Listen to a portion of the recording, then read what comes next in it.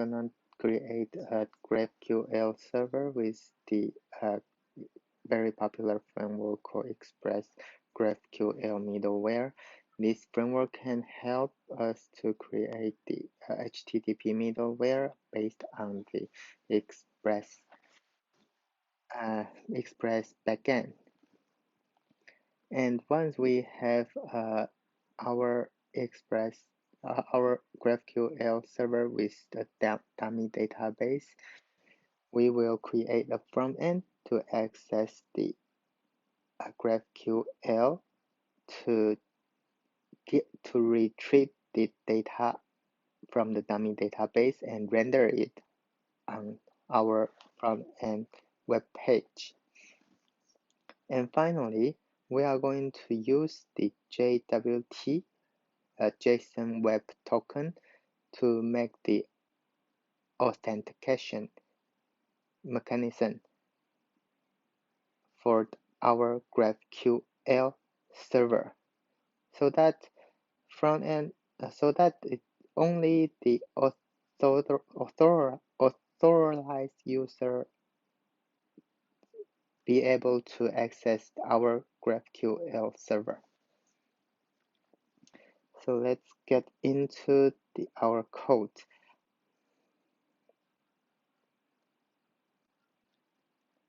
Firstly, we are going to create a new project.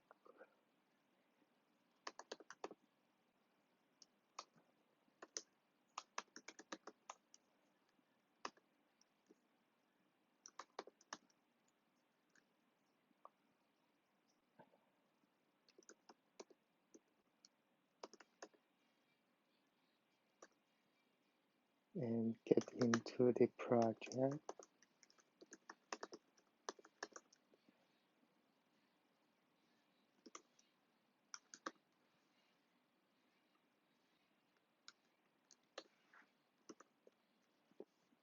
Then we init this project.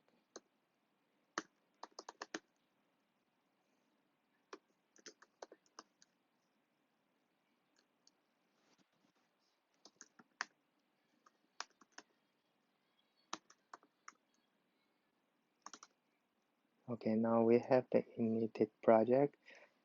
So what we need to do is just open it with our VS Code.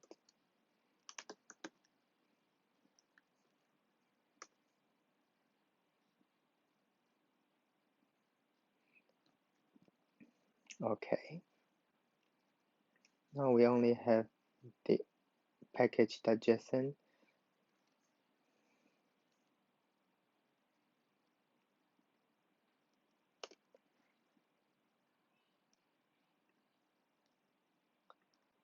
Then what we need to do is install the package that we need. We will need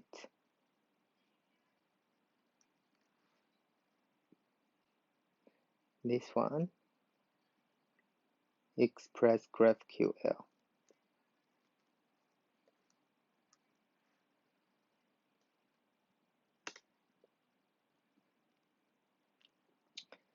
So now we have the Express GraphQL, and then we can just see how it works to create the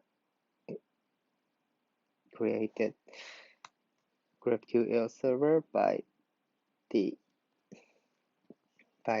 just checking the documentation.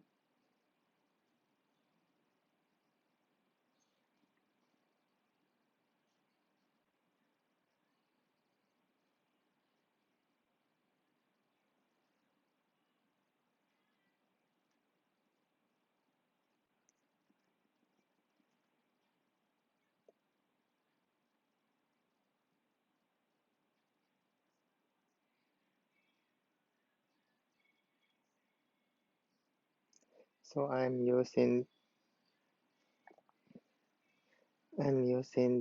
TypeScript, so I will need to also install the TypeScript node TS node.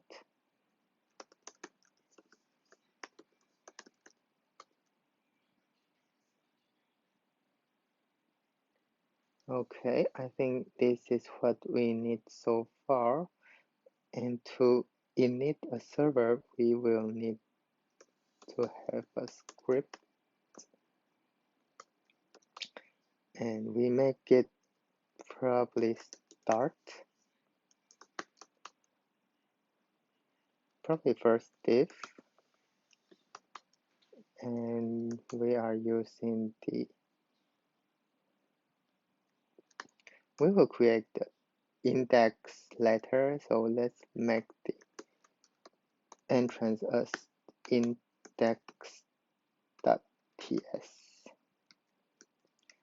So that is the preparation that we need to do. Okay, then let's get back here to see how to make it work. We just copy this, and we create so we make, as just mentioned, that we create a new file called index.ts, then pass everything here. And I am not using the, I'm using the EX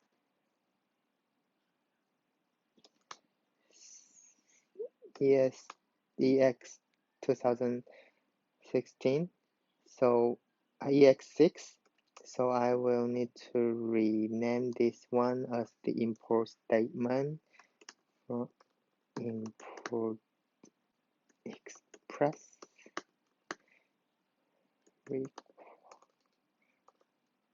from express. Oh, I forgot to install express.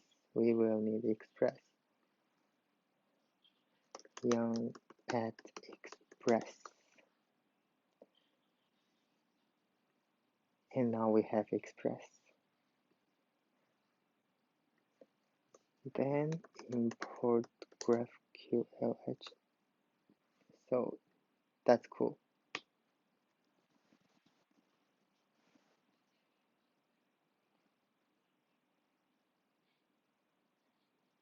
Okay, that's what we need to do for the basic.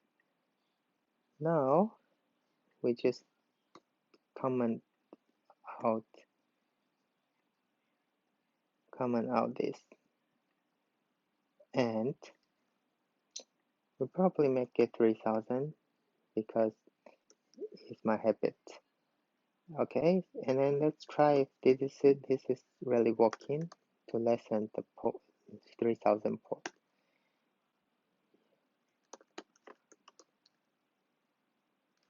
Okay, that's a problem.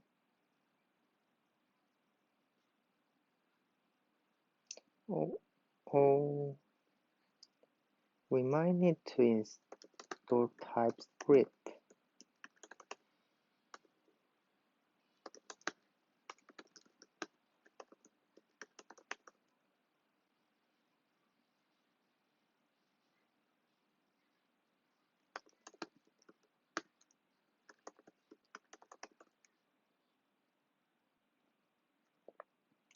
Okay, let's try it again.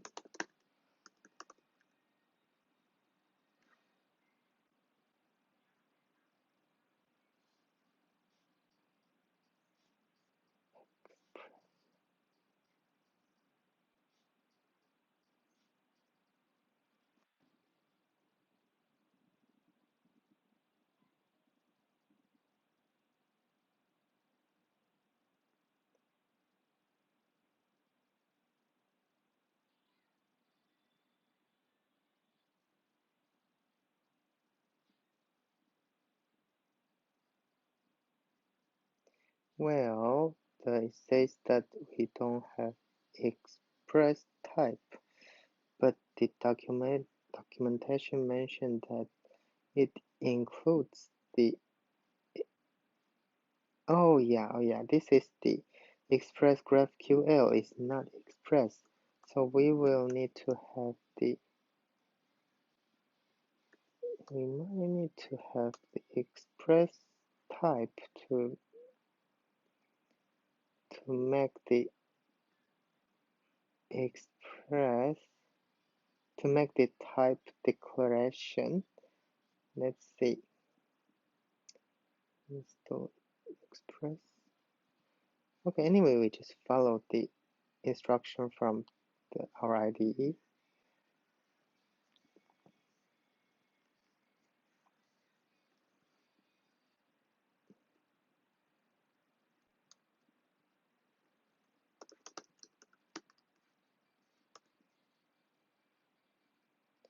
Let's see if it's working. Okay, now let's try it again. Still something wrong.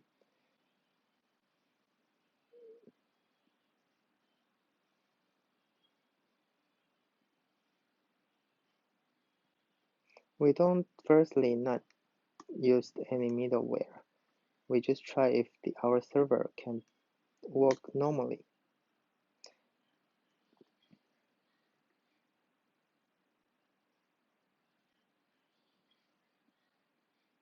Okay, I think the server is now working, but we are not able to see if it is really working, right? So we just print a statement to show a message to let user know our server is running.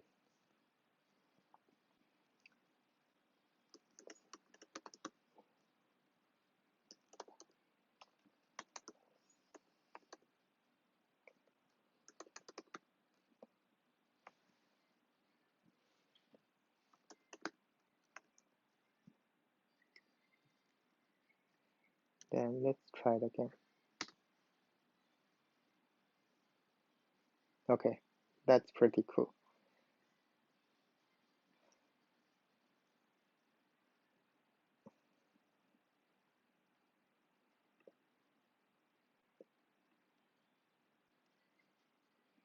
Okay, then we are going to create our GraphQL server, right? So let's follow the instruction here.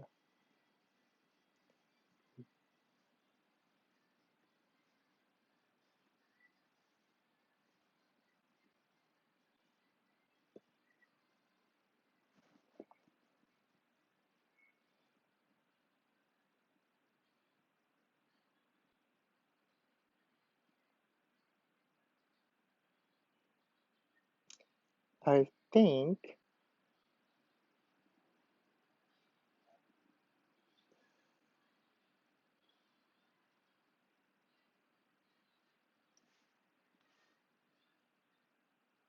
okay, I think this is the document. This document is just showing you how do we use the middleware of the GraphQL HTTP.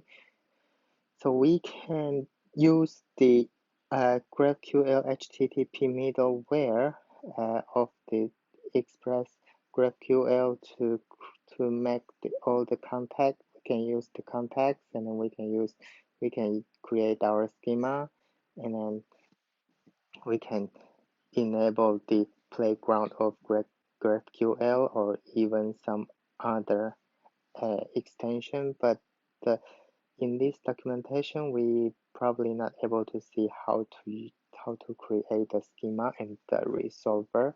But this is so we will need to go to the GraphQL documentation to see how to use the GraphQL.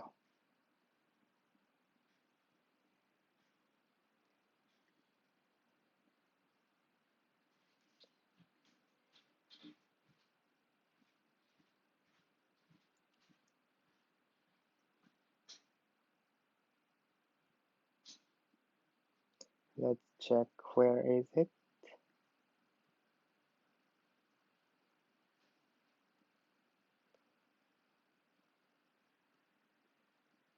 Do we have the TypeScript? Probably JavaScript is equal to TypeScript, I think. Okay, this is probably what we want. The Express GraphQL. Okay, so this is exactly what we have, right? So the GraphQL, and then we are using the GraphQL npm, and it teaches us how to create the schema. So firstly, we copy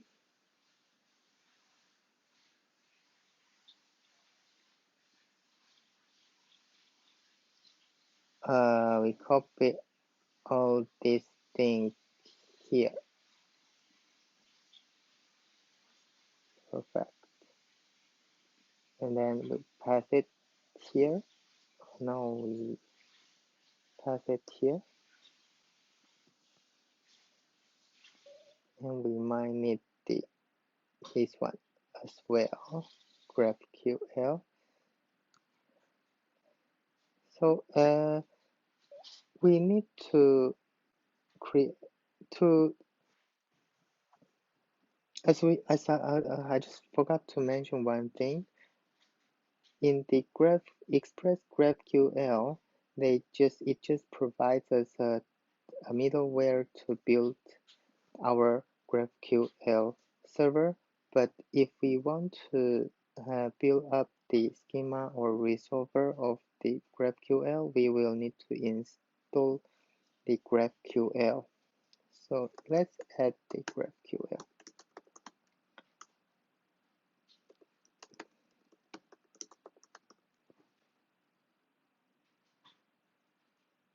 Okay, now we have this.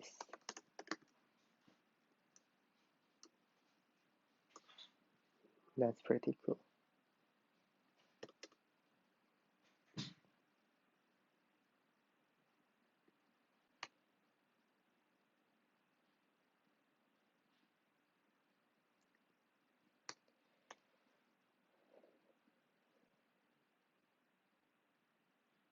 Okay.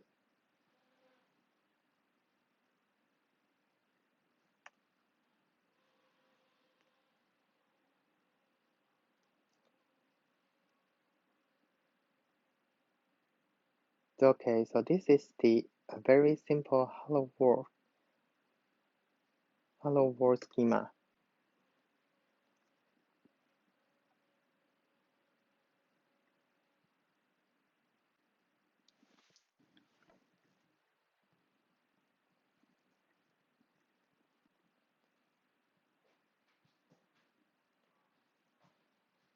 And then we can try how it works.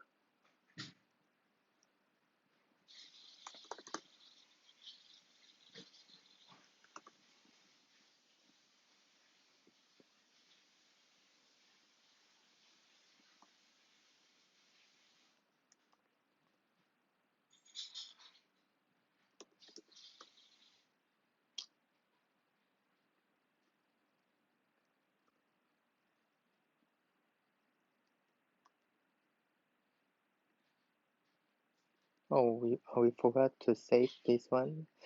It's the typical issue that I often make the mistake. So we restart the server again to see if it is working.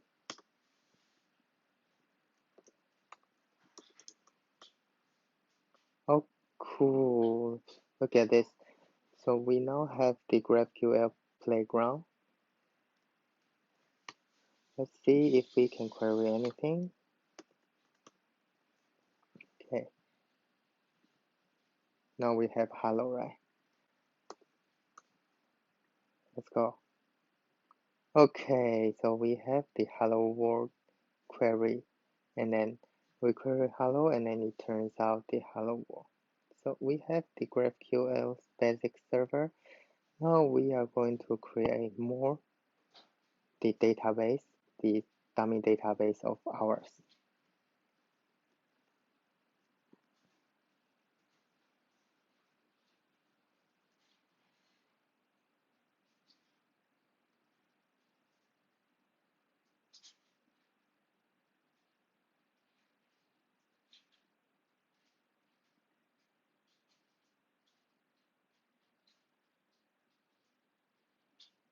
So this is the entry point of our schema. So we just create a folder called dummy db, and then we will have user, and we create our own data type of the user. Probably you name it more specifically, user model, and we make a type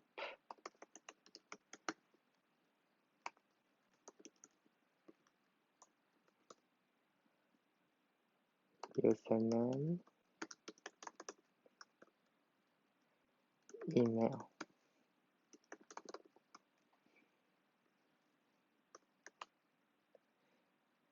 and now it is the important part. We will need to create the dummy database users.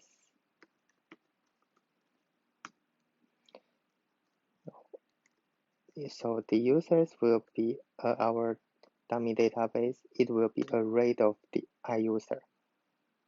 Okay, let's create another interface to make it more explicitly.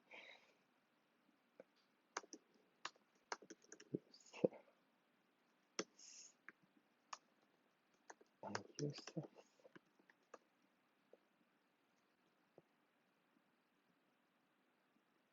Maybe type.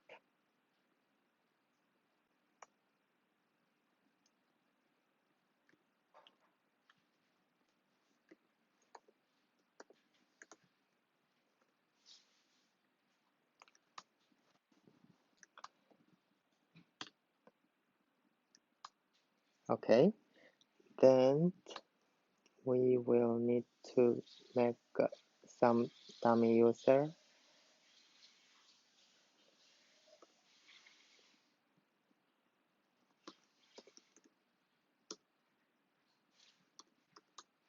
Username, we make it Eric, and email will be Eric. Contact div Eric.mo, for example, and another one is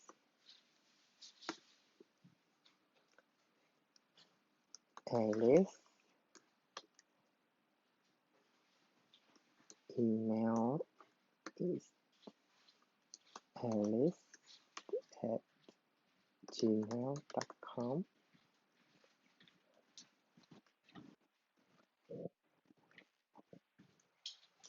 And the third one will be the, just make it probably a Japanese name, Yuko, email, yuko@gmail.com. Okay, now this is our database, right? Our database has 3 data, the Eric, and these 3 data is our users. Okay, let's get back to our index to keep on creating our schema. Oh, don't forget that we need to export this database, then the data, then we will be able to use it later. Excuse me. Okay, let's change this one. Type query. This is not the hello world anymore, so we will need to create our own schema, probably we call it users. We just get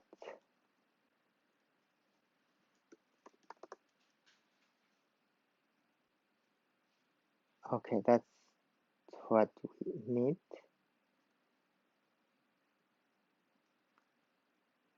Maybe not.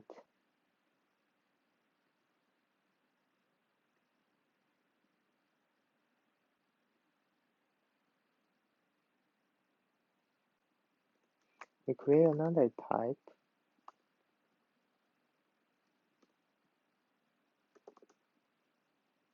called user.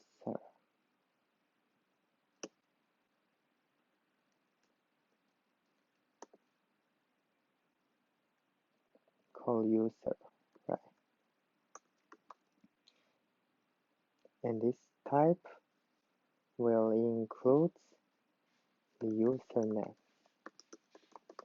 as well as the email. And the query type will have excuse me, our user type, just like this. And this is our resolver. We make a comment here. And this is our schema. Okay, we make a comment here.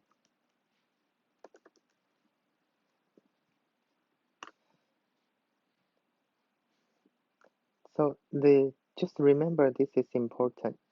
The resolver, the key of the resolver need to be consistent with our query type. This is the name of the query type. So in this case, we have already changed our query type name from the hello to users, right? So we will need to change this one to users as well. And then now we can decide what we need to return. We just simply return all our users for now.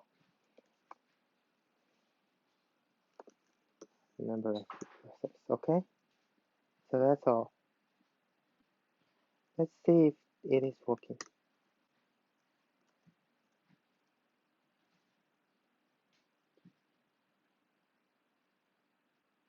Refresh. Now, as you can see, the hello changed to user. Now we can query our users. This is cool, right? Oh my God, we can see all our data, the data in our dummy database. So we have Eric, Alice, and then Yuko. Perfect. That is this easy. So now we have our fully functional database with dummy database with our GraphQL endpoint running on our localhost 3000, and then we will be able to access this endpoint anywhere. And remember, if we can have the more and multiple endpoints by just adding more schema and more user. I mean, adding more resolver. So these two, remember, this need to be consistent with this. One more thing, if we want to change, this is the query, right? Query means that we can get the data from our dummy database. What if we want to mutate our data in our database? The GraphQL query language also provides a very specific approach to make the mutation. So this is the specific type introduced by GraphQL called mutation, I think. I'm not quite sure, so let's check if it is true by checking the GraphQL documentation. Oh, not here. Where can we see? Okay, so I think this is the mutation.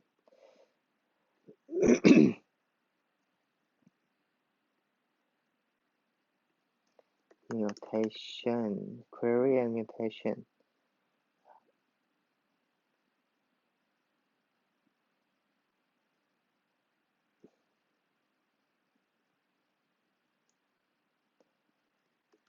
Mutation.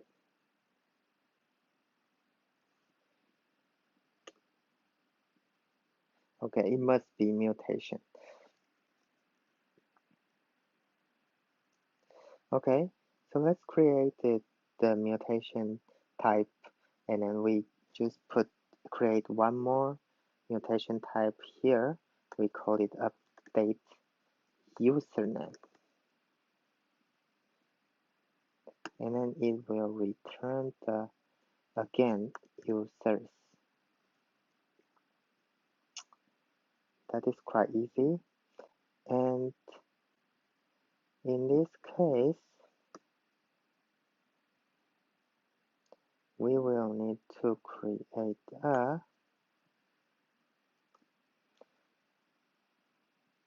update username. This will also has a value of a callback function. We need to make a mutation. So firstly, we will need to change. Okay, we better make it like there is input for the.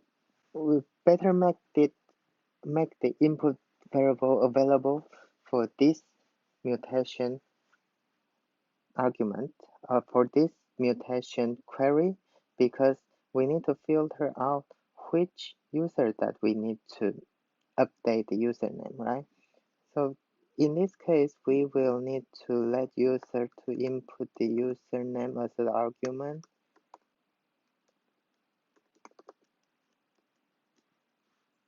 And then we will be able to mutate our data. Oh, this means that we this field is the necessary field. We must input the string to implement this query. Okay, let's do filter now.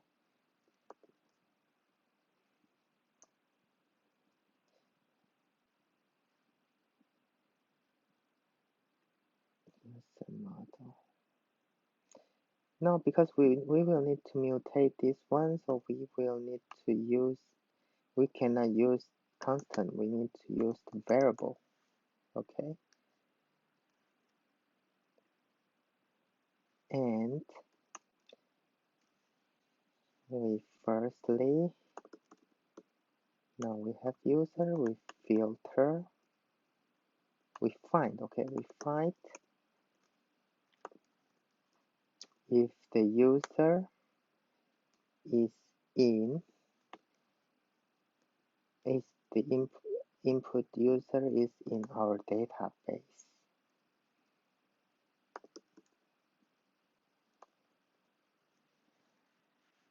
Okay, this would be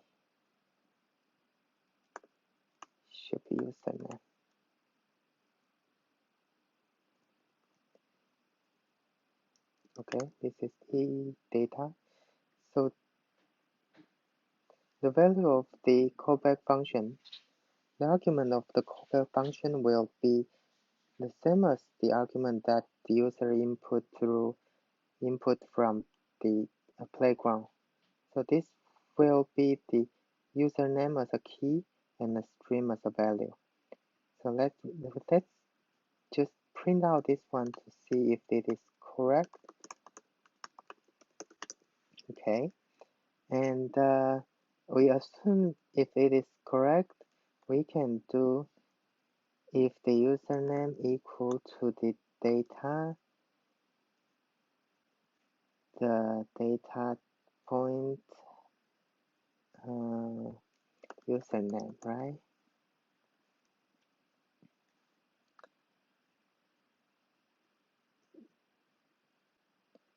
So it will, let's make it more explicit.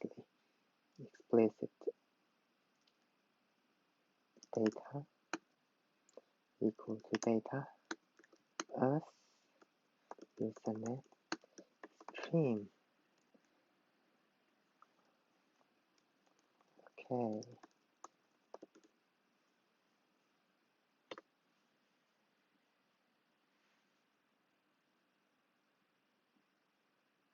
So now we're gonna do like this. Anyway, now we have our user.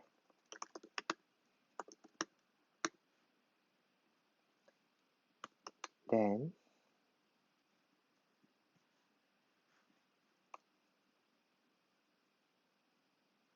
we need to mutate this user.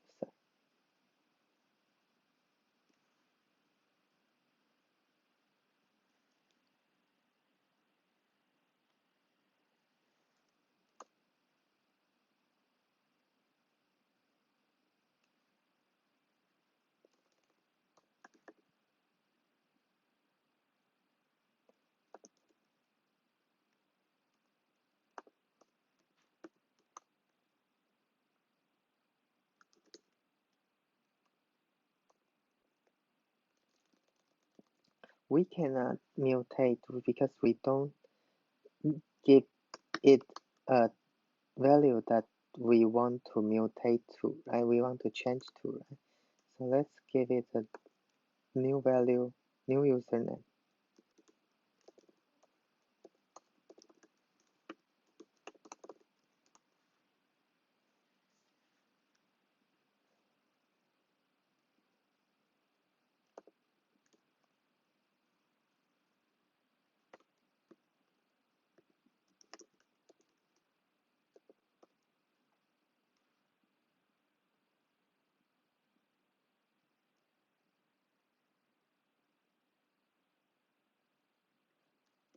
It could be undefined, so we need to make sure it exists.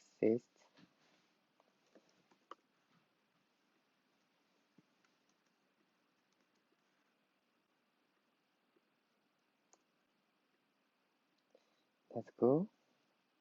I think that's it.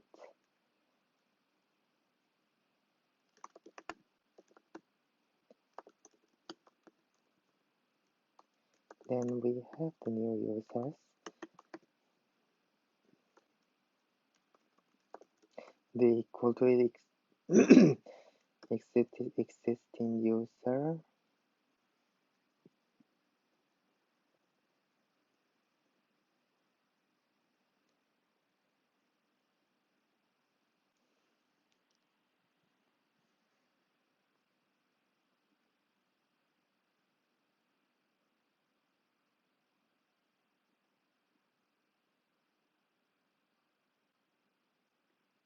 See if this will be working.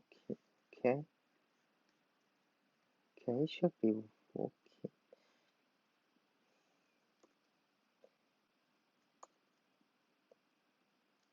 And we need to return users, right? Okay, let's try.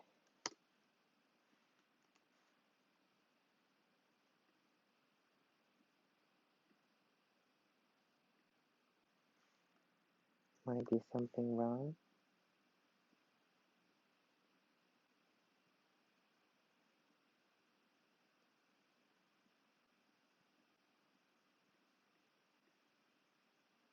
Oops.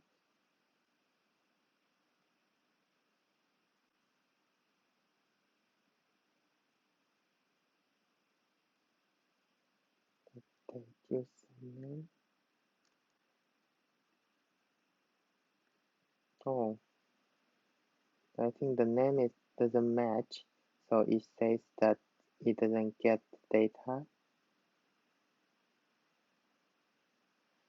Okay, let's try it again. Update. We don't have date. Okay, that's great. Let's try it again.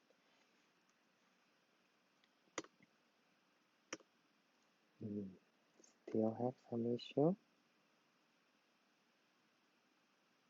Data. Okay, let's give it a very simple data as any first, and then we will refactor it later.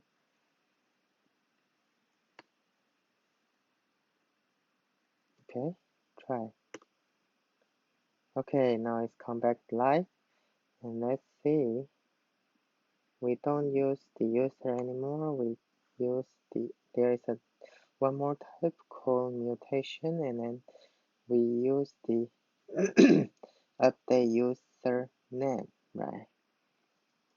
Update mutation, update username. We need to have the username as Eric, and we need to have new username called Eric Lee.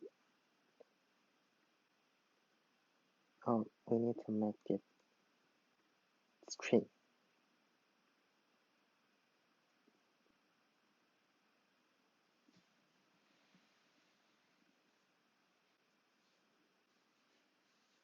Okay, now as you can see, it's no Eric anymore. It's Eric Lee. So let's check again. Try to change to Eric Olson to see if it is working. No. Why? Let's query.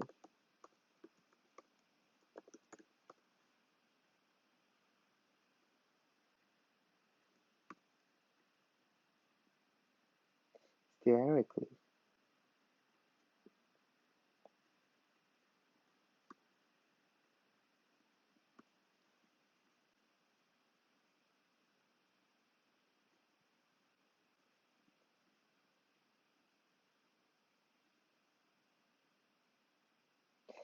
Still Eric Lee.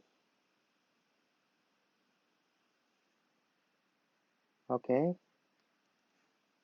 As you can see here, it's already changed to Eric Olson. No, this is the data that we try to print out here, right? So as you can see, the type of the data will exactly match the type that we defined here. So if user input the username and new username, and it will be a JavaScript object of the key as the key, and then value as the value of the argument. In this case, now we know that this will be the type, so we change it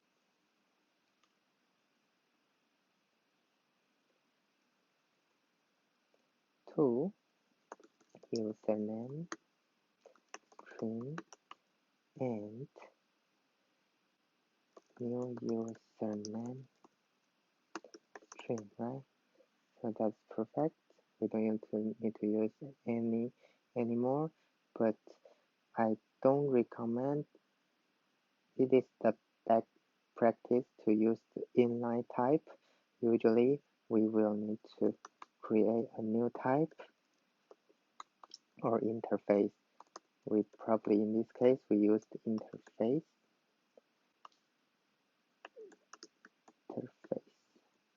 I update user name, the username string, new username string, and we replace this one with the just define it I update username. Okay, so we don't need this anymore. And see, this is the issue that we have. We need to return the new user instead of the user. Okay, let's try.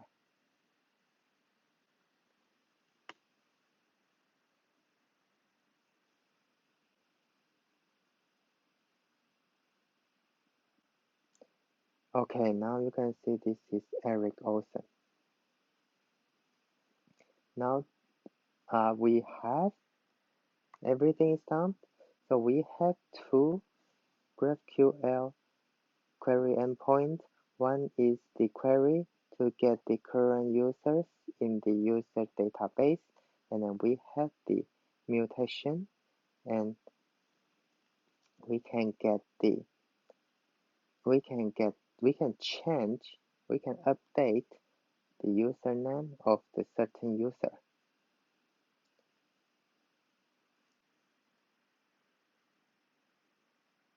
Okay, so now we have the GraphQL endpoint served with our dummy database, and then we are able to fetch the data from our dummy database through the GraphQL query languages. Then the next step is creating our front end to render the data that we that already in our database. We are using the Nextjs, which is a kind of the popular framework based on the built on top of React.js. Okay, so let's get started with the Nextjs, and we are using the create next app.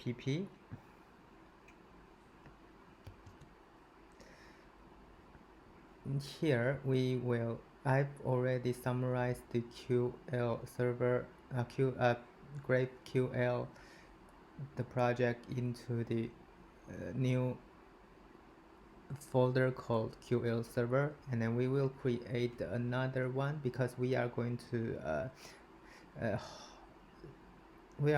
host this server on another port. We will make the new folder with new project with the next server. Might be not next, front end. Okay.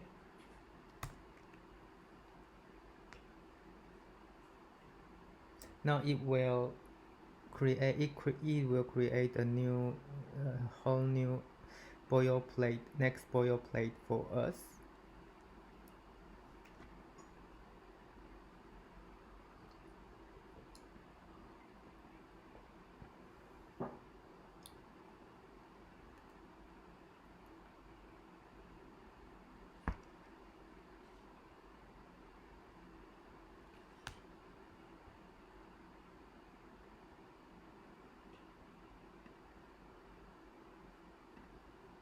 It will take a little bit time, maybe 3 to 5 minutes, depends on the power of our server.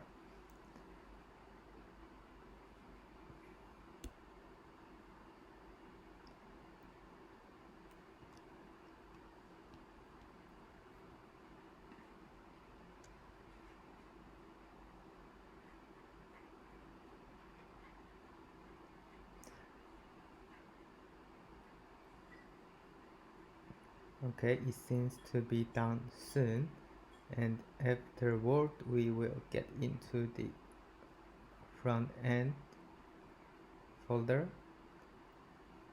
and then create our front page to render our data in our database showing on our website.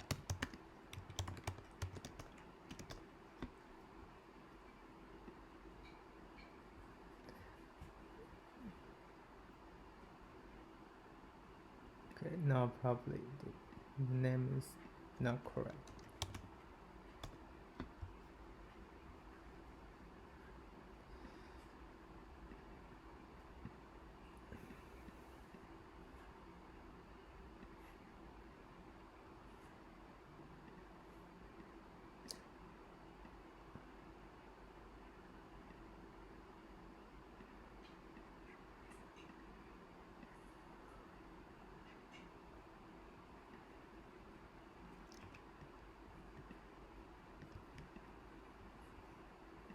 Should be some problem. Okay, it should be okay. So now what we need to do is create a new page called index.ts.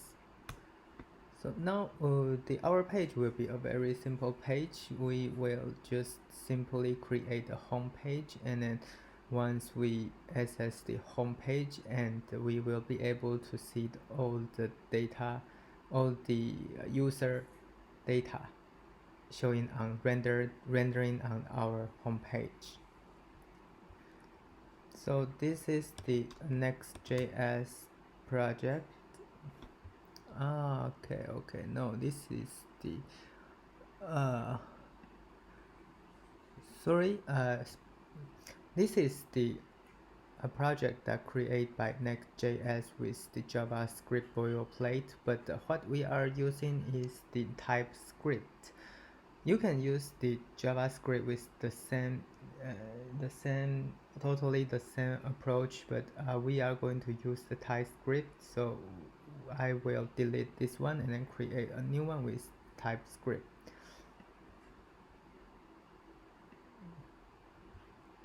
Okay, as I remember, it could be TypeScript.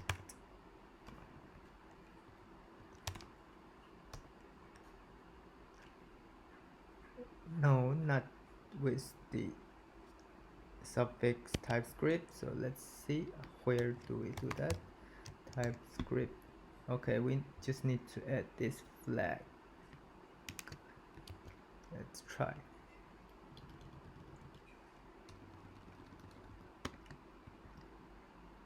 Here we go.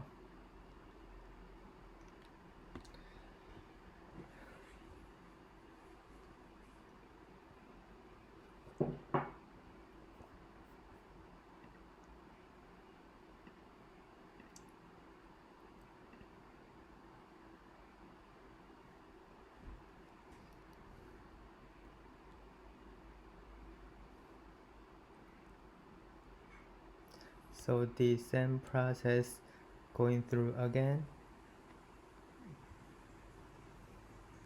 So let's go to the package.json to see what package we have now. We have the React.js and then React DOM, which is the dependency of the Next.js.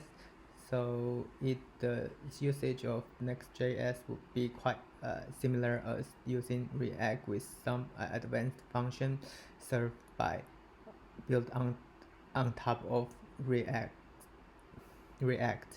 And once we have done our server, we can just run the dev command to start the server. Let's start the boilerplate first. Okay, we need to get into the front end, and then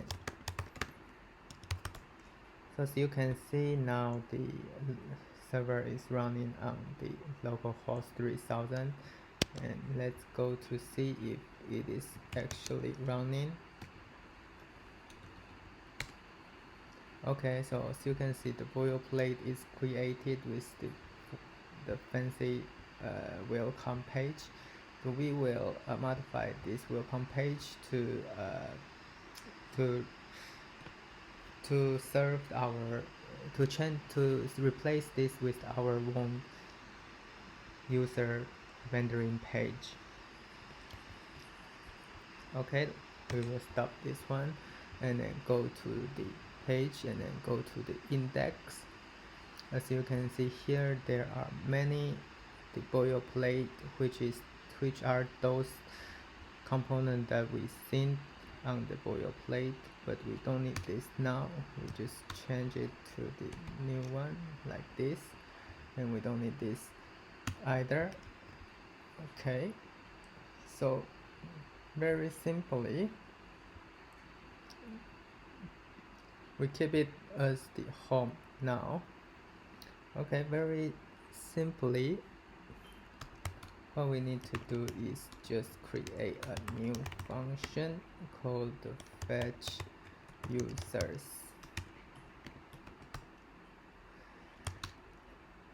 and we need to use the query languages to query our data from our database. So firstly, we create a query.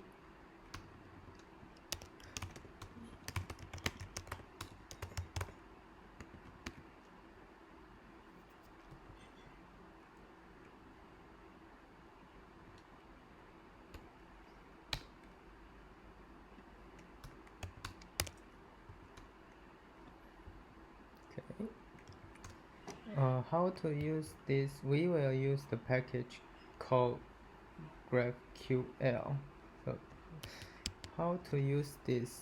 Let's search graphql npm.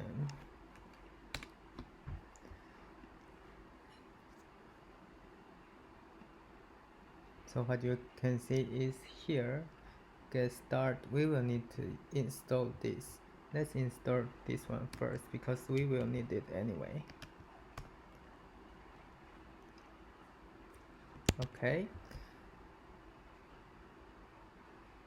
then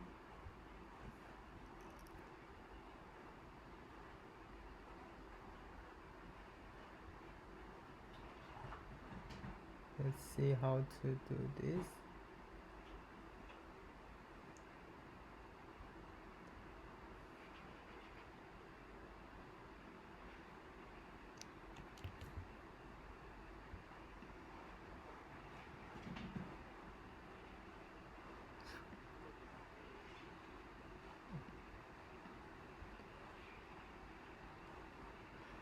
Okay, now we have graphql.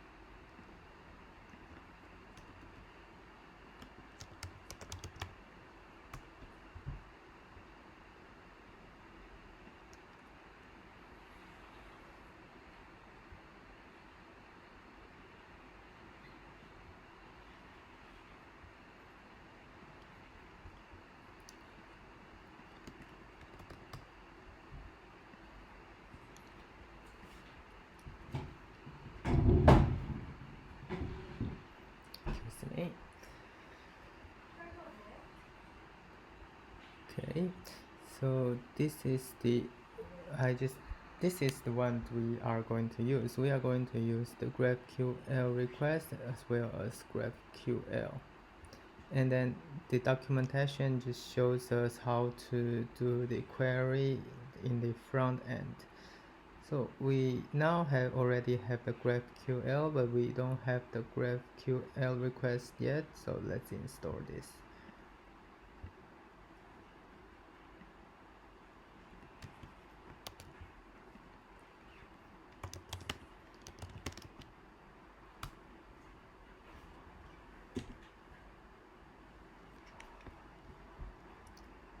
Okay, now we have GraphQL as well as the GraphQL request. And then just check on the documentation and to see how to make the query.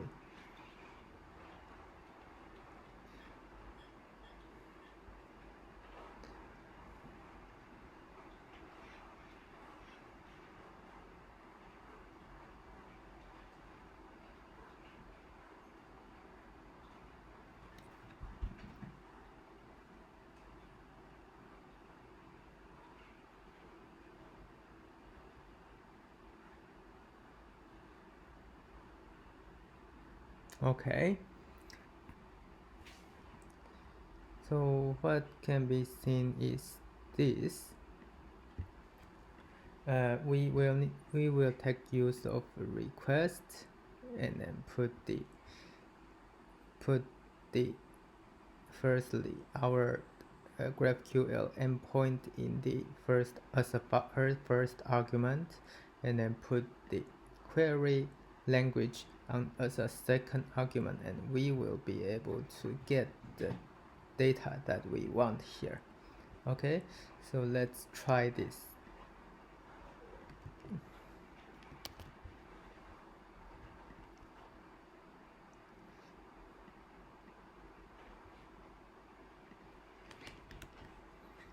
Okay, just copy this one and then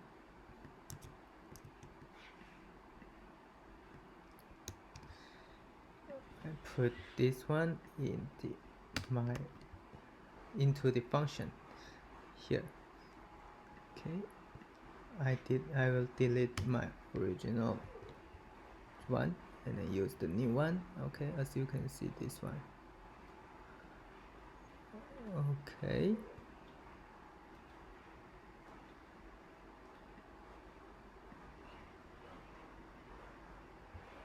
I think I messed up something. I just replace all things and then do it again.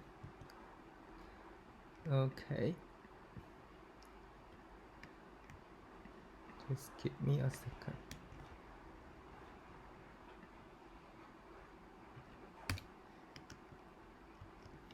Okay, here we are.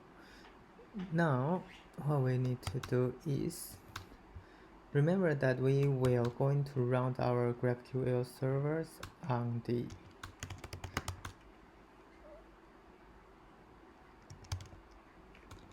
QL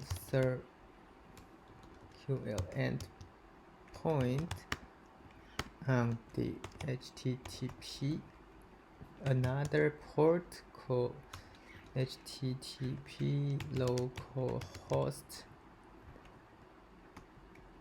3000, right? And then GraphQL, this is our endpoint. And then what we need to do is simply just use request. And the first one is the endpoint URL, which is the one we just defined it here. And then the second one is our query. And then remember that our query is not like this. Our query is much simpler. Is the user without anything, right? Okay, and we have the username and we have the email. This is what we have. Then now we will, once we get this information, and then we will name it as the users. We name it as a response. Okay, and then this is a sync function, so we will make it a sync. This is a sync.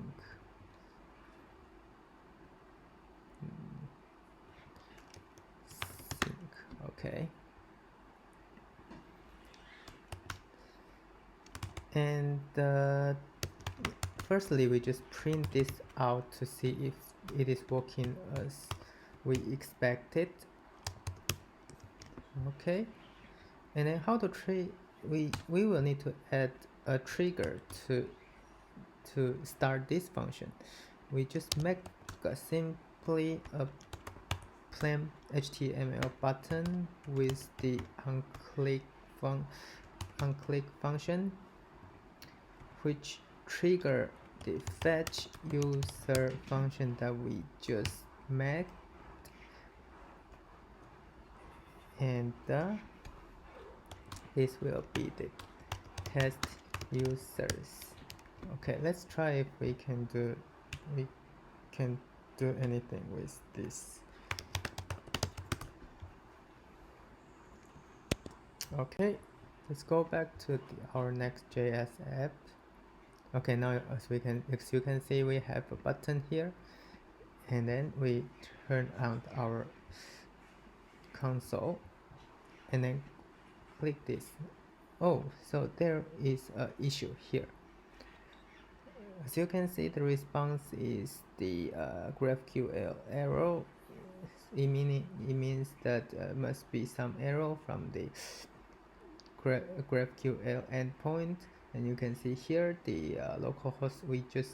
What we did it have done what we expected, to send a request to the localhost 3000 GraphQL endpoint, but it returns to 404 not found, meaning we haven't opened the server, right?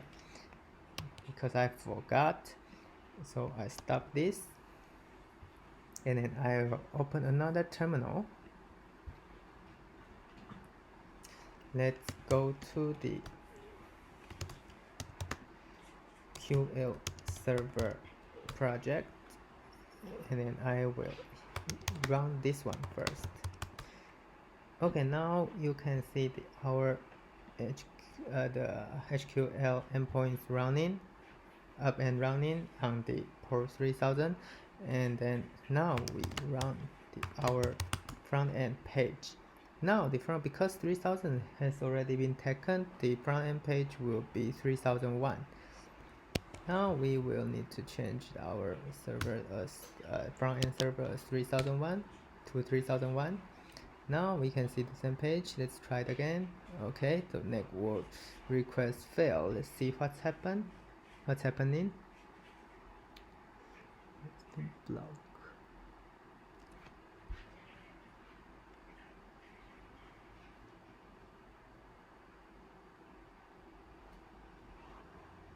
Okay, it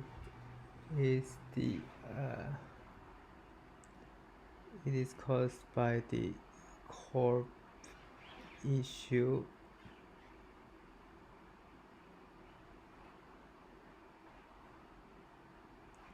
Let's see how to solve this.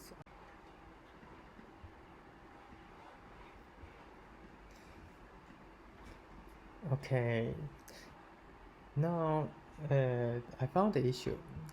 The issue is that to avoid the cross issue, we will need to add some header to make sure that everything the request can go through our express HQL GraphQL server in the different cross origin. So we will need to set this header.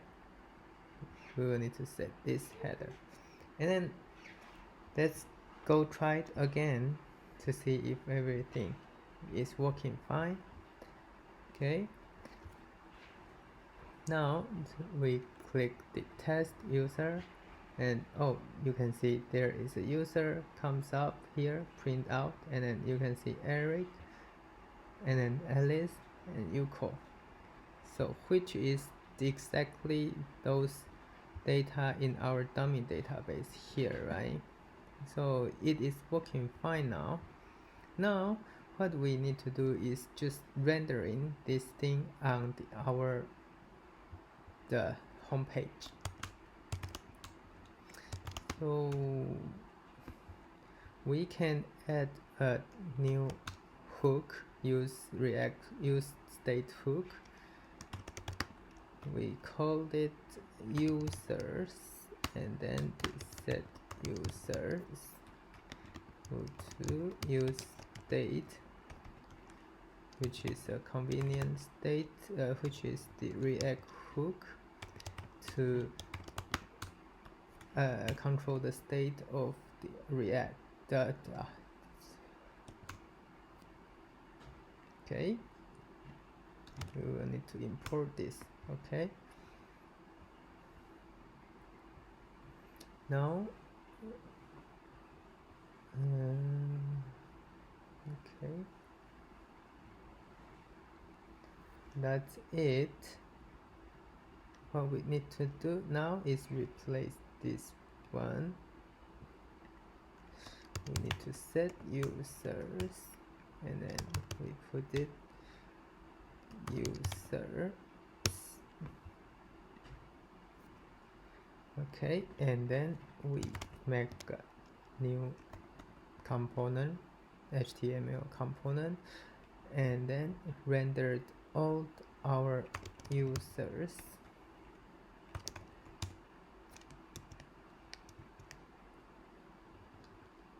Oh no, here should be not string. We make it any first, and then we will do the change later. Okay, user dot map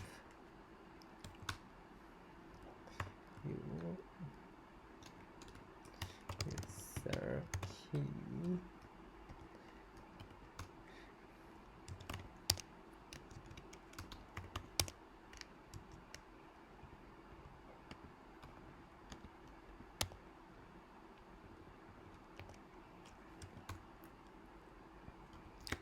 key.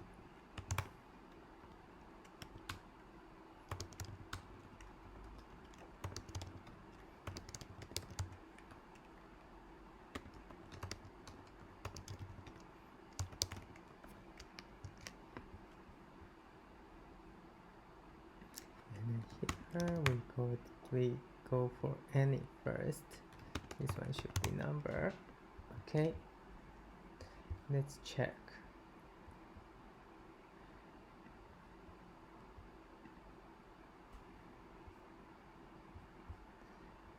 Okay, we make it because the user will be an array, right? So we make it array. Let's try first. Oh, cool! So you can see that all the data has already been rendered on our page. Okay, so let's refactor it a little bit. So we know that our data type, right? To make it clear more explicitly, we will need to do like make an interface.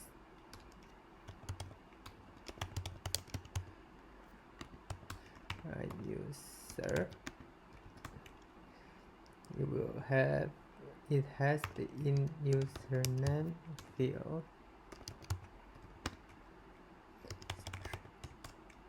and it also has the email field. And then this will be, we know that it will be a user type. Sorry. And here we don't need to define it anymore because it is defined there already.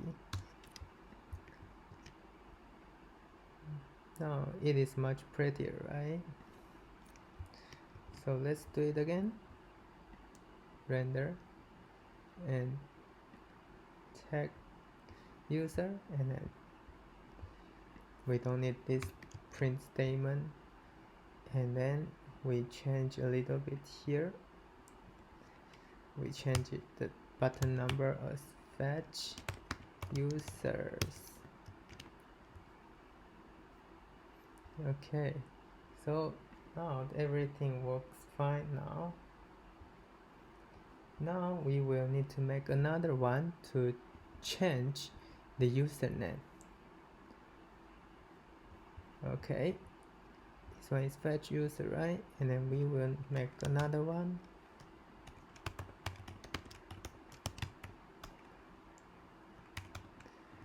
We make it update user name.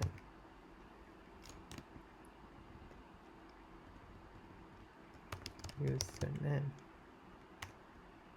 And then probably not.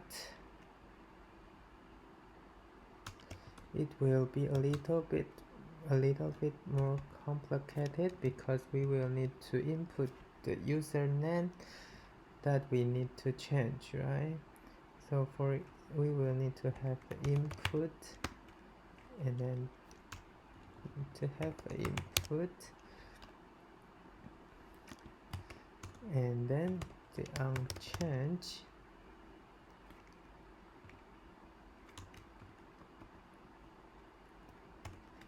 We'll have the event.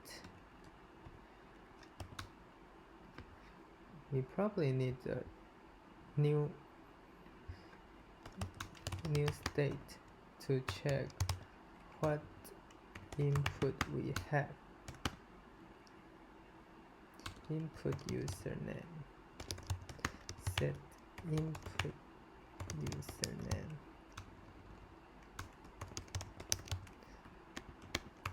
This is to make to remember the state that we input in the input field, and then we can use this information in our React app, next app. So you will know that later. So event, we will need to set username, right? Set input username, right? And then it will be event dot target dot value, right? And lastly, we will need to put the value as our username. Input username. Okay, good. So let's try see if it is working. Okay, I think it is working. We have the whole new the input field to let us input the username, and then to make sure that we really have the number to input in our mutation function, we can do just the first simple check first here.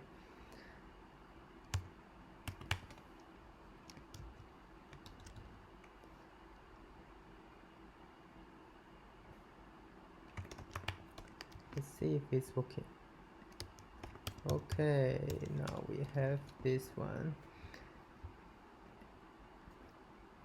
No, we don't need this one now. So what we need to do is we create a new h1 flag to make sure that we separate this section from the fetch user. We make it like probably simply use the hr,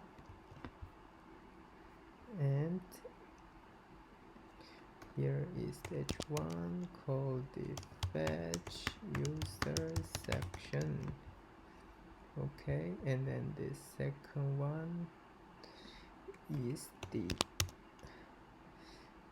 update username.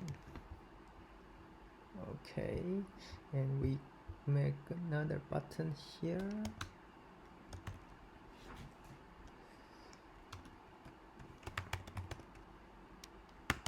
Right, and then we called it submit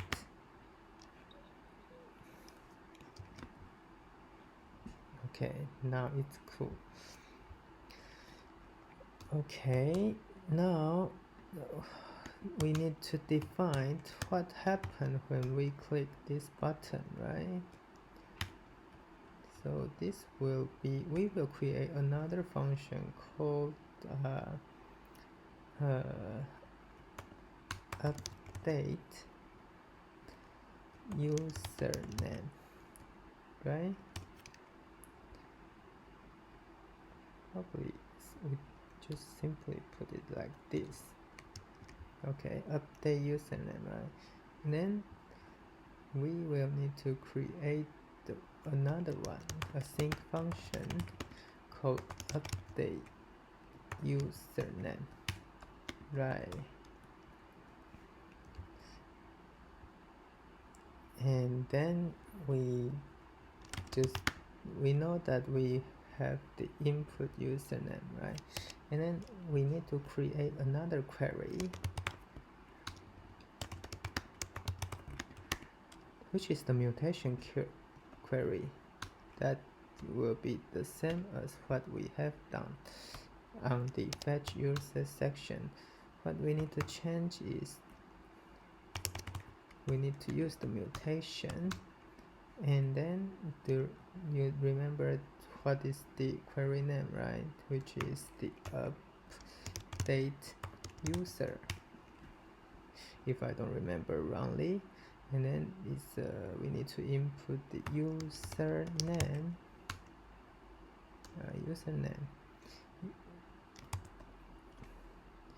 the username, right? Username, this will be the input username, right? This is the one we defined it just now. And then we need to have the new username, but in this case we haven't let user input this. What we need to do is just do I just want to demo this one first to make sure it is working, right? So we just make it a new one, we call that new input username, and then you will see what happens later. Okay, now we need to, again, we use await request and then the QL input,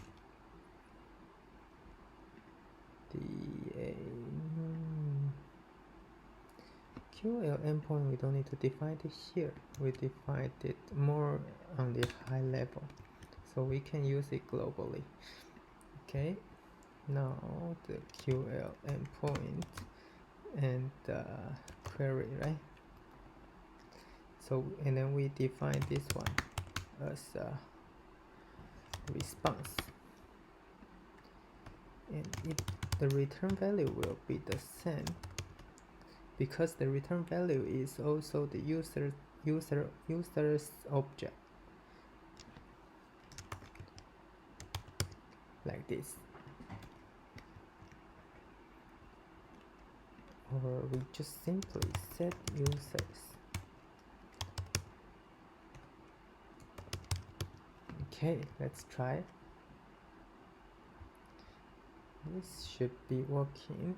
Okay, let's try. So now we firstly check what is the username, and then we want to change the Eric name to the new Eric, right? So submit.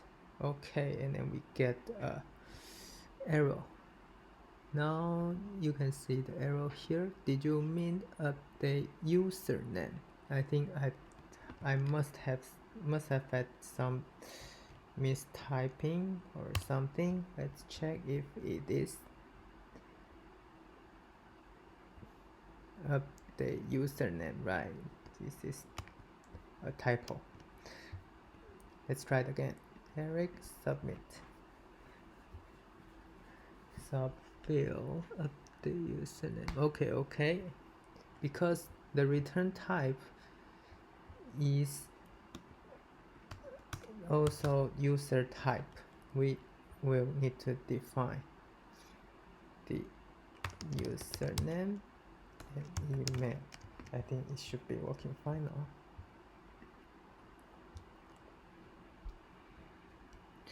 It has went through, but there another arrow shows up. Now it changed to new user, new array. Okay, it means that the mutation has already been working. Okay, let's try Alice.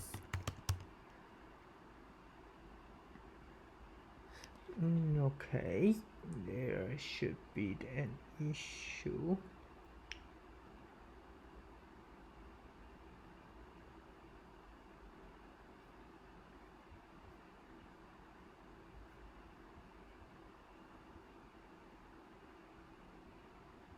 Users.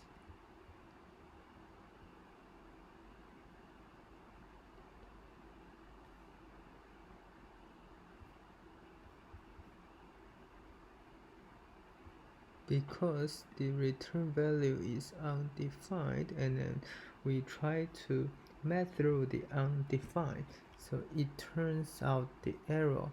So it means that here we must miss something because it shouldn't be undefined, right?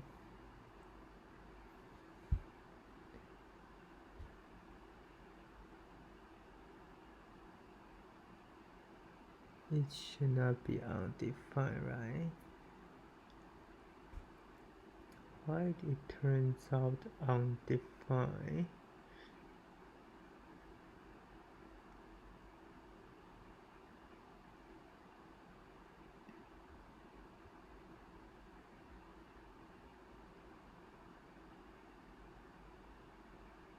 Okay, we don't use, it shouldn't be users, right? It should be update username, I believe. Let's try if it is from here.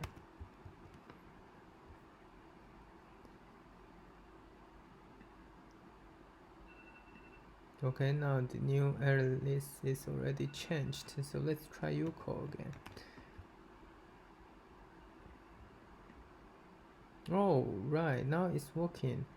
New array, new ucall here. New Alice, okay. So it is working now. Now we are going to create a new input to let user to change the user to input the username that they want to change to.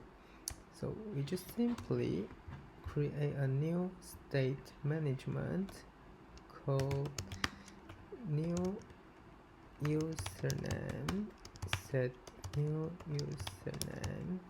This is the basic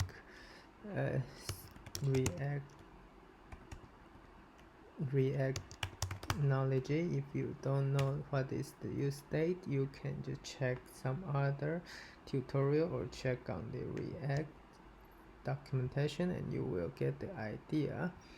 Okay, and now we make a new input. We can just new input, and we make the unchange, which will be similar as the one above.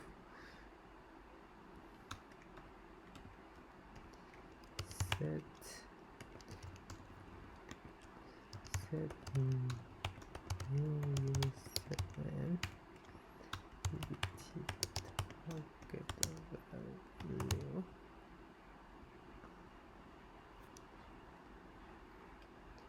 and Now we will need to change here. Now we have two kind of field, right? And the update username function need to have these two arguments separately to know which one is the username that we want to change, and then what is the new username that we are going to change to. So the first one, we just put it the input username, and then second one is the new username. Okay, and one thing we will also need to change is here, because we need to let the function to have two arguments. One is the input username, which it will be a string, and then second one is a new username, which is also a string. And this one we don't need to change this one, because this one is the input username, and then the second one we will need to change it to new username. Okay, that's it.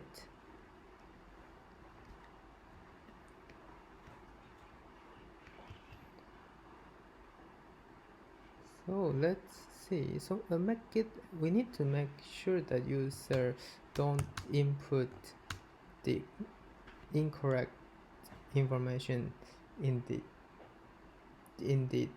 input field, right? So we just make a placeholder to guide user to input the information correctly. So this will be a username that enter the username you want to change, and then the second one is the placeholder will be enter the username that you want to change to, right? Okay, it's a little bit long, so we don't need enter. Okay,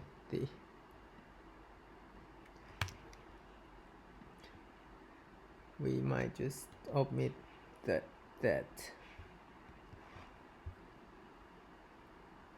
still a little bit long. Might be just the current username and the new username. Okay, current username and new username. Okay, let's check. Now we have new Eric.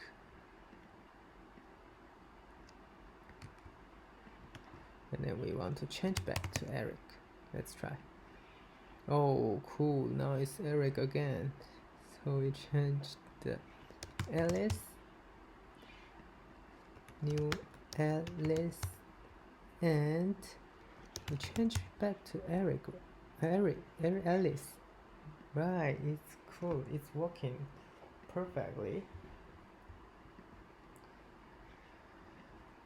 So this is the section 2. And you might be wondering that now, even though we can use our database to, we can use our front end to change the data in our database, but some of you might be already noticed that we can do something like this, right? And then as mentioned, that we can do like update, we can use this playground to also manipulate our data in database. For example, now is Eric, or Eric, we want to change the new name to Eric Olsen, and then let's try.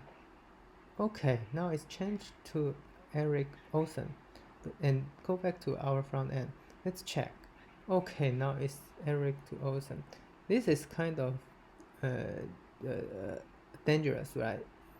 What we want to do is just let only our front end to change the database. We don't want somebody else to access the playground and then just change the thing that we want, that change our database. And then this is, if everybody can do that, it is quite very dangerous. People can also use the fetch or the postman to do such thing. For example, we can do the postman. Let's demo it to you.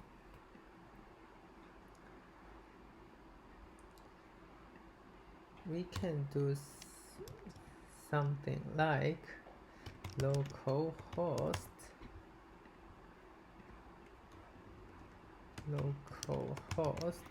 3000 graphql, and then simply just add a header, put the body here, query, and then we put something like, this one is our previous information, we don't need this anymore. We just use the mutation and update username, then username Eric Olsen to new username Eric, and username and email. Let's see what happens.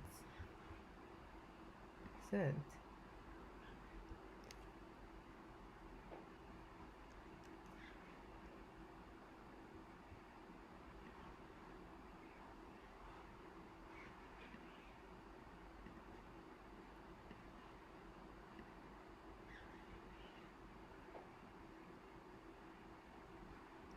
Oh no, okay, this should not be the HTTPS. Okay, but it, do you mean, I mean, again, I misspelled something. Should be this, right?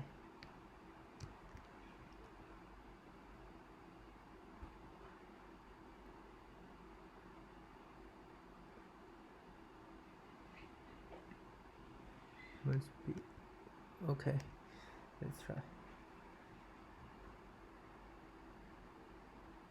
Oh, I will need to use post. Okay, now you can see this. We can even change this one by using the postman and fetch. And then when we go back to our web page, when we fetch user again, you can see that Eric's already changed back to Eric. This is what we don't want. This is what caused the security issue. We don't want that. We only want this page. What we want is that only this page has the have the right to change the database.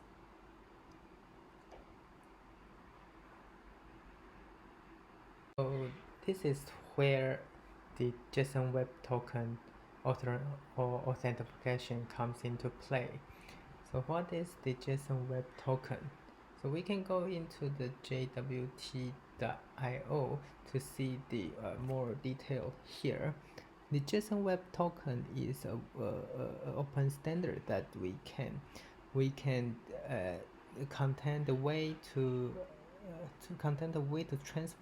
transfer information between the party as JSON object, and then it can also provide the encryption to make sure that to make sure that the pub key and the private key pair is using RSA and ECDSA. So why and when we should use the JSON Web Token is like like when we want to when we only want to somebody to use the specific function just exactly as what we need now, we need to put the authorization scenario into our header. So if you want to see the more detail here, you can just check into the documentation. But most importantly, the JSON Web Token structure has three components. One is header, second is payload, and then third is the signature. And then the signature is the hash result of the concatenation of header and payload. So just take example of here. We have the header. Header has the algorithm and then the type. It usually the default is the hash 256, and then the type is JWT. And then we will use the base 46 to encode.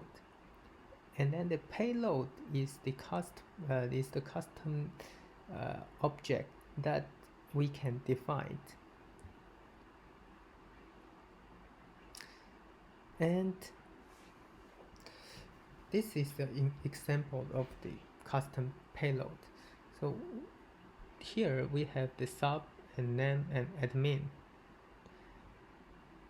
And signature is just, as I mentioned, that we will use the hash 256 to encode the data, the concatenated data of header and the payload, plus the most importantly, a secret which you don't want to share to anybody. This is the example, the playground of the JWT.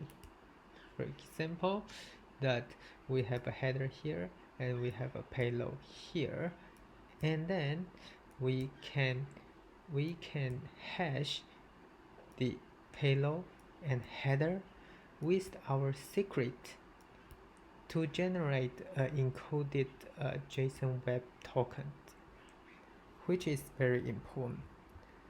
So let's try it on.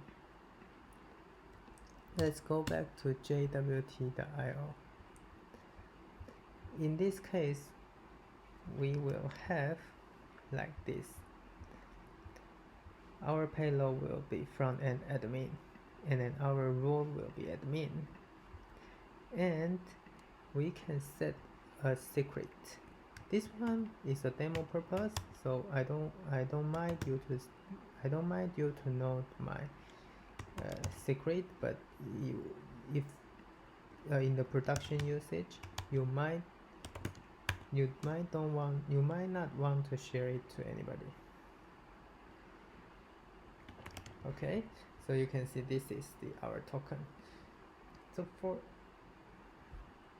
So this is the only token for this information. If somebody wants to change this rule from admin to viewer, it changed the token. So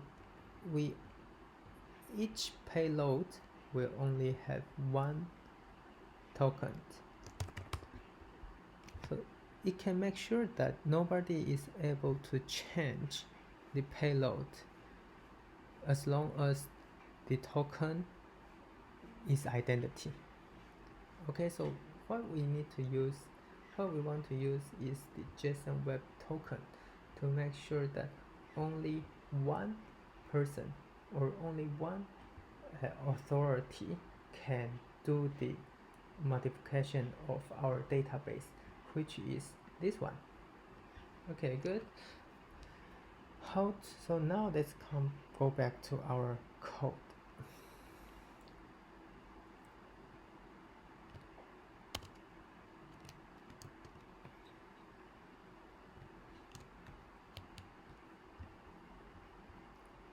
So we will get into our front end and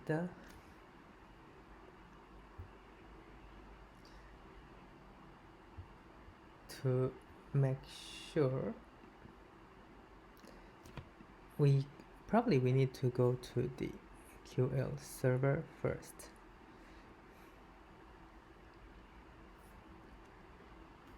Firstly,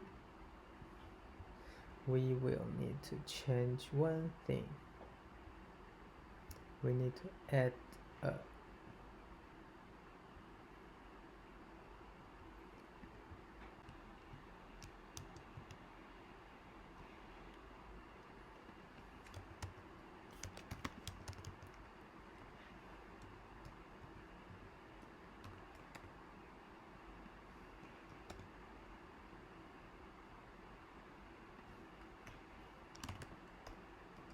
and we need to add a context which has request and response.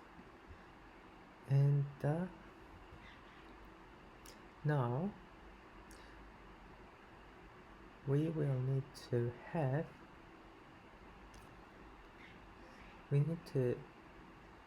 get the request from our update username here. It will have a context that we just define now, and let's check the context will be the one we just defined, right? Request equal to the request, response is the response type. As I mentioned, this will not be a good practice to define it as a inline type, so we need to define it as a new interface. Let's define it as HTTP context here. Then now here will be the HTTP context. Now what we need to do is that we need to check the context. We need to know that get the token from the context.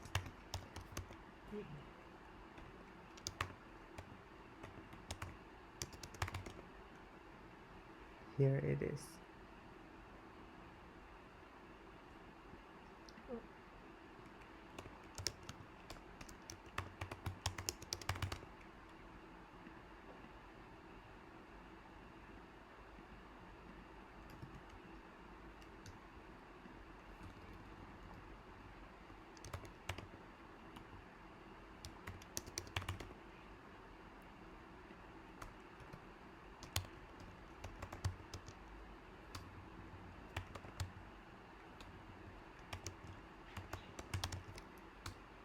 Okay, so the token will be inside the header of the request, and then we will need to pass the authorization header from our front end to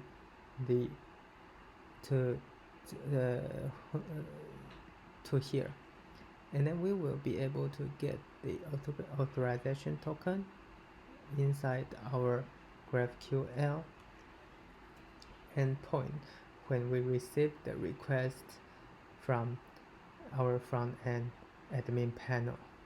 and then we will be able to check if this token is the correct token, right? So how to check? We need to have the JSON web token npm package, npm package. So let's check what is this one. We will use this package to do the authorization. Okay, let's install this.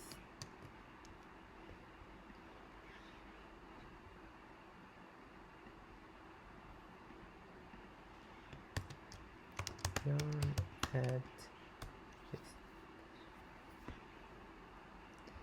Okay, after installing, and then we can import this. How? Here.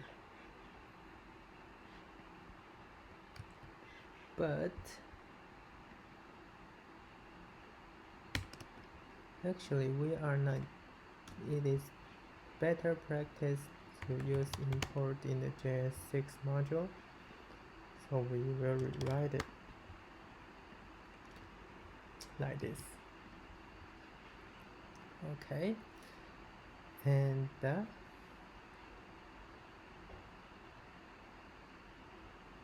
now go back to our resolver here. Now we can do something like JWT.verify.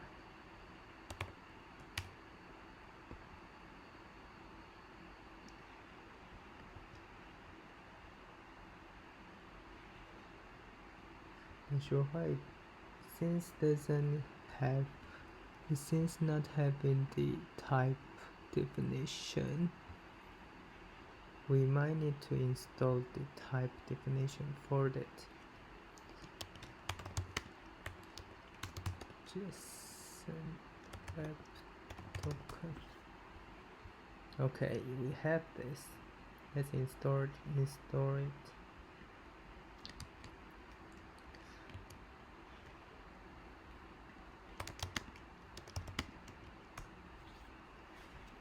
Now we have the type. Nice. Now we pass in the token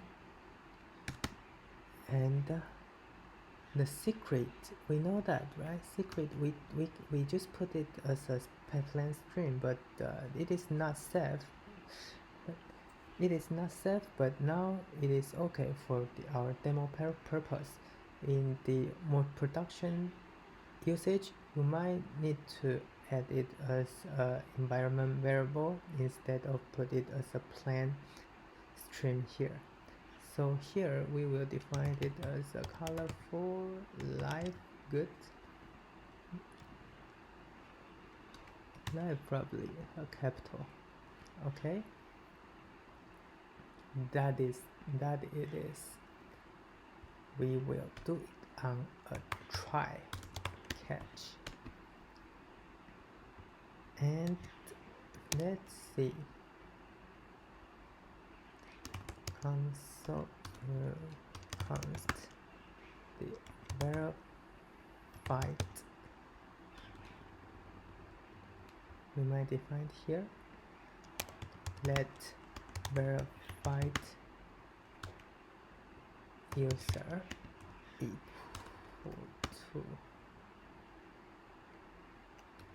equal to null. Okay, and we can change this one. We can if equal to await this, right?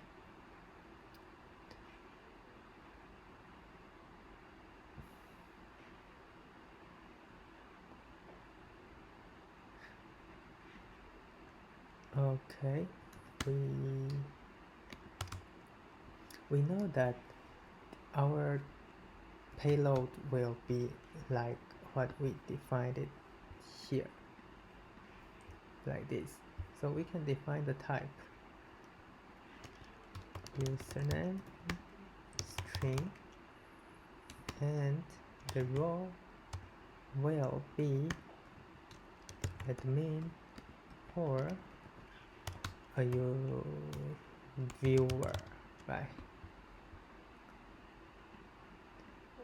Or no.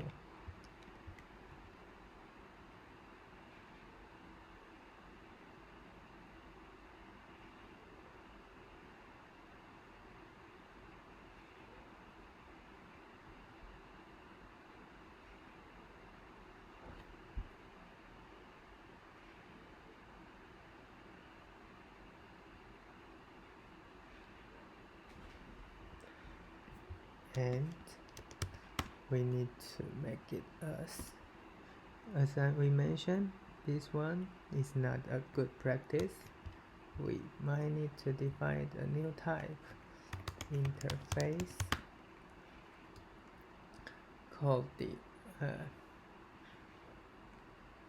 JWT verified user JWT payload user payload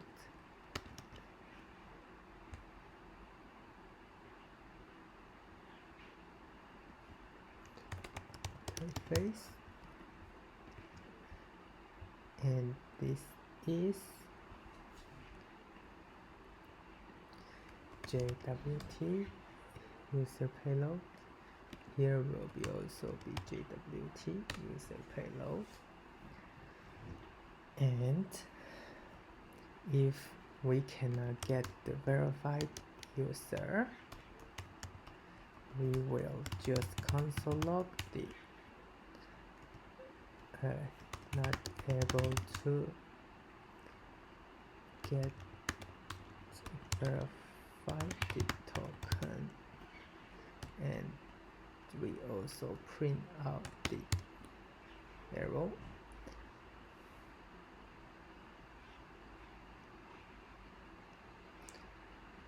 We will need to make it as a sync function because we are using await.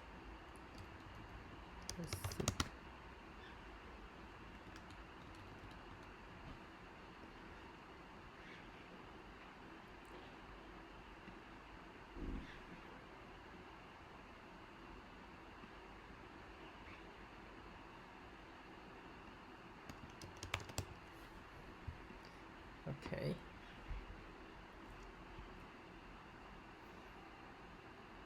Now we have the verified user.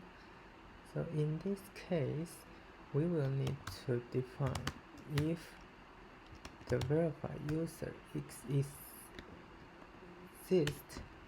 and then we can modify the user name.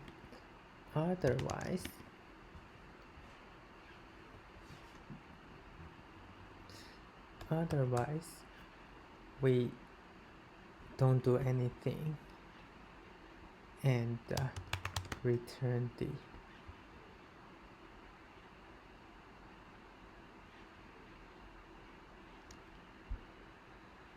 and we will return the users. Okay.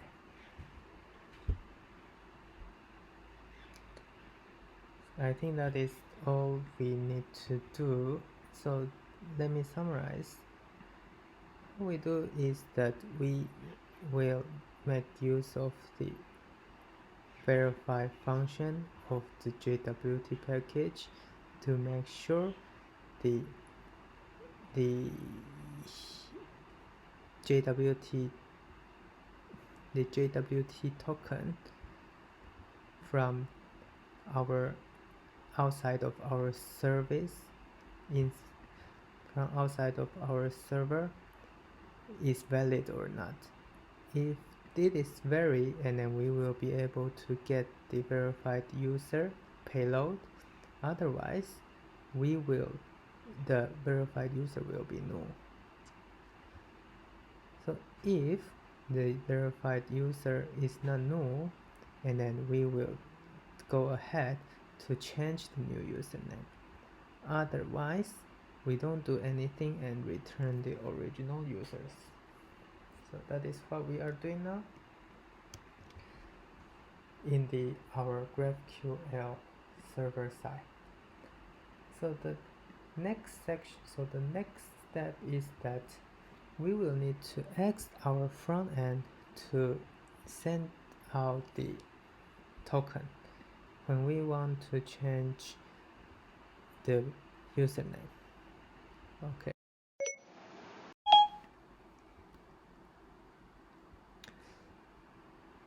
Let's go into the page that we just made here,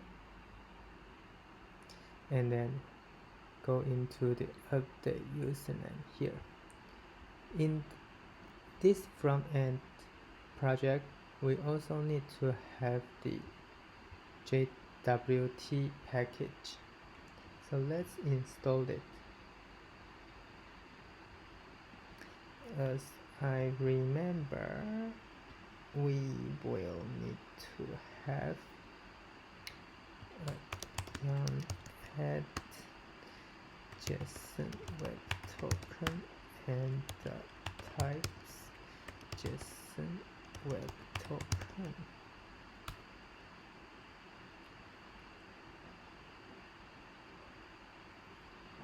Okay, now we have these two packages installed, and then we can start using it. It is very simple. All we need to do is add a new one, request header.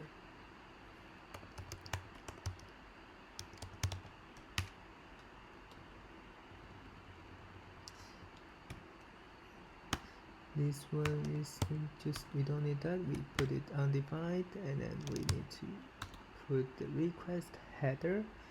The header will be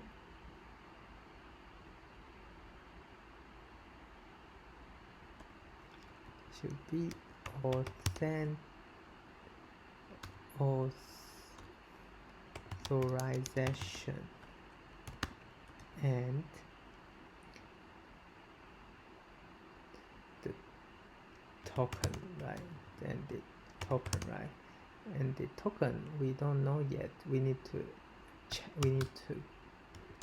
create that. How to create that? Let's do we need to use the JWT package. JWT. Let's import JWT from Json web token, and then we use the JWT dot sign payload. We know that our payload will be, as we just mentioned, will be this, right?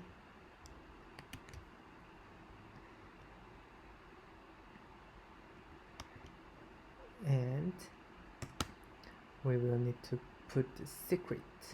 Secret is this one is the must need to be the same as the one in the GraphQL server, like this.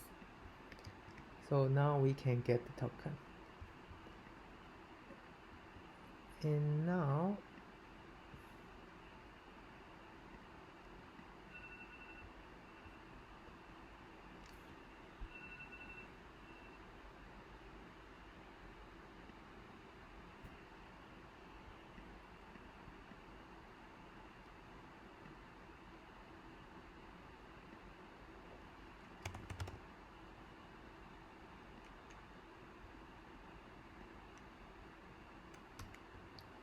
to input the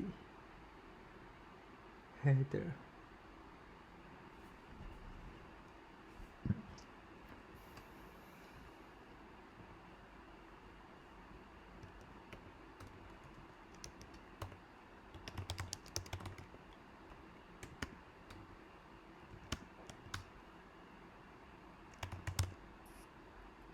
Okay.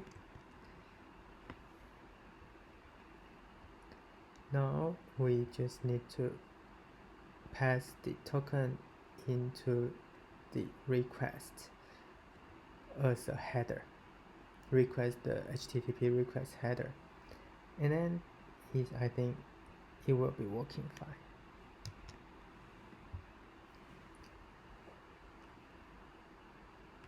So let's try it.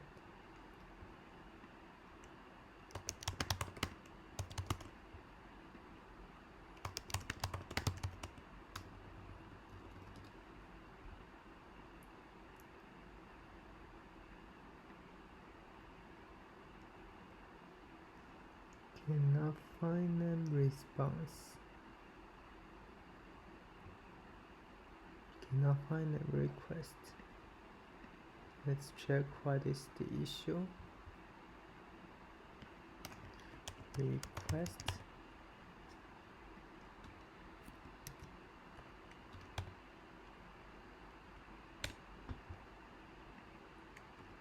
Response.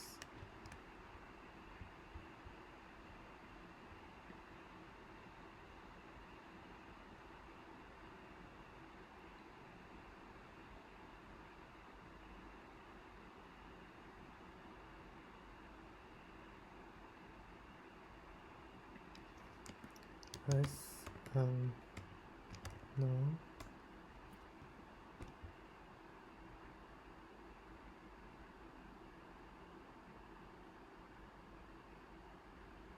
We will, if it does not exist, we will make it as none.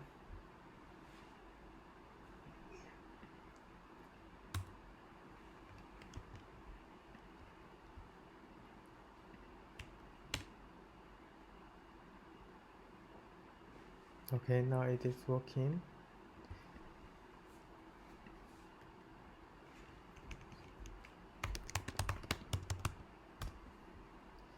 Let's try it again.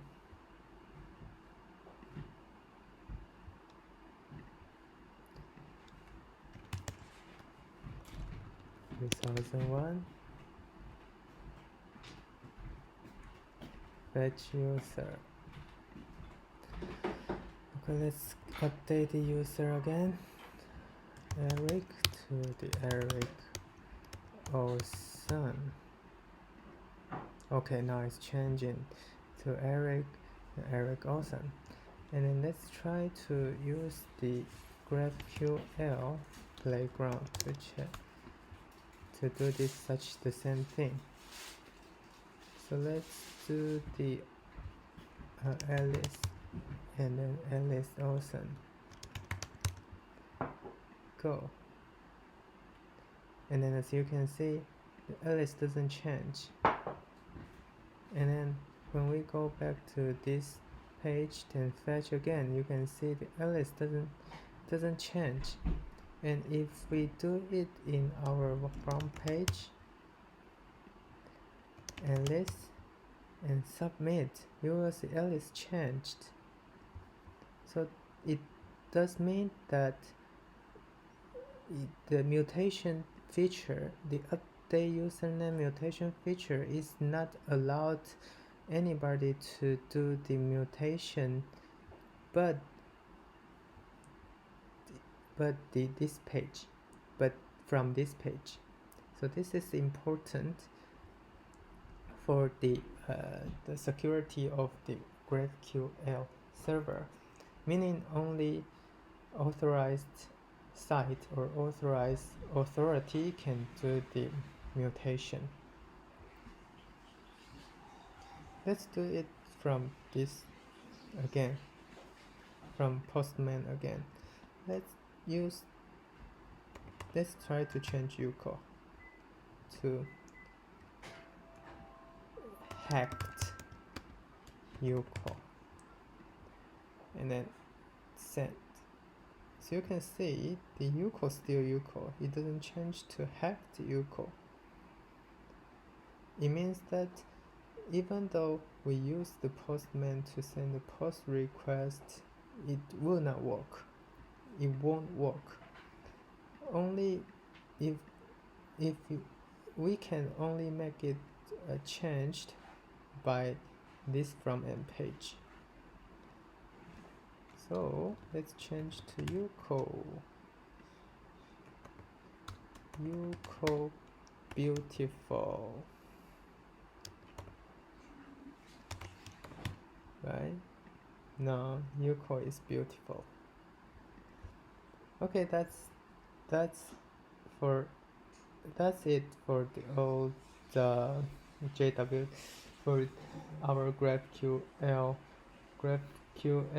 Nextjs, and JWT authentication section.